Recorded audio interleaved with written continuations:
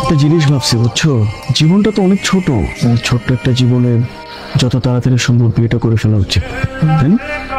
হ্যাঁ, মামা মামিটা আমি বলবো একদম ভদ্র নম্র তোমার মতো সারাক্ষণ নামাজ কালাম পরে এরকম একটা মেয়েকে খুঁজে নিয়ে আসতে।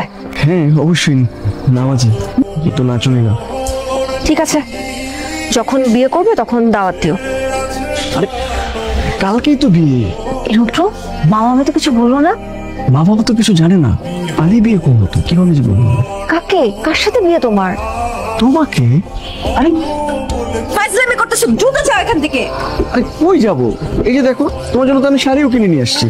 আমি কিন্তু জানি তুমি আমাকে মনে মনে অনেক পছন্দ করো, শুধু বলতে পারো না। মিস্টার রুদ্র, নিজেকে নিয়ে উচ্চ মার্গীয় ধারণা পোষণ করা ভালো, কিন্তু ভ্রান্ত ধারণা পোষণ করা ঠিক না। আরে কই যাইতেছো? থাকো, বসো একটু কথা বলি। আরে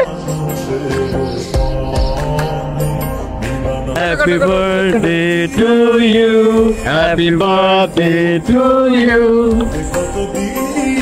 thank you so much Rudra, প্রত্যেক বছরের মতন এবারও আমাকে পুরাতন ভাবেই উইশ করার জন্য। তোমার জন্য অনেক আশীর্বাদ রইল। মহানেকা সাবানের মতো তোমার ছোট্ট একটা সংসার হোক, একটা সেলাই মেশিনে তোমার ভাগ্য ফিরুক। তোমরা তো ওকে এত আদর করো, এত আদর করো যে ও আমার মেয়ে না তোমার মেয়ে এটা নিয়ে কনফিউজড। আসলে মেঘকে তো কখনো মানে নিজের মেয়ে ছাড়া অন্য কিছু ভাবিনি। আচ্ছা ওরা গেল কোথায়? ওরা মনে হয় রুমে আছে।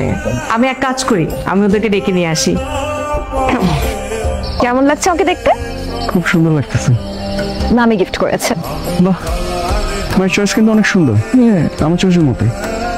যেটা আর কিভাবে বুঝবো, আজকে আমার বার্থডে, কিন্তু এখন পর্যন্ত আমি কোনো বার্থডে গিফট পাইনি।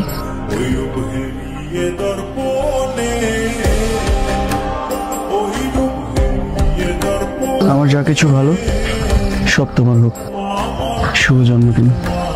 থ্যাংক ইউ সো মাচ, কিন্তু বাসার সবার সামনে দিলে না কেন? গভীর ভালোবাসা প্রকাশ কখনো গোপনে প্রকাশ করতে নেই।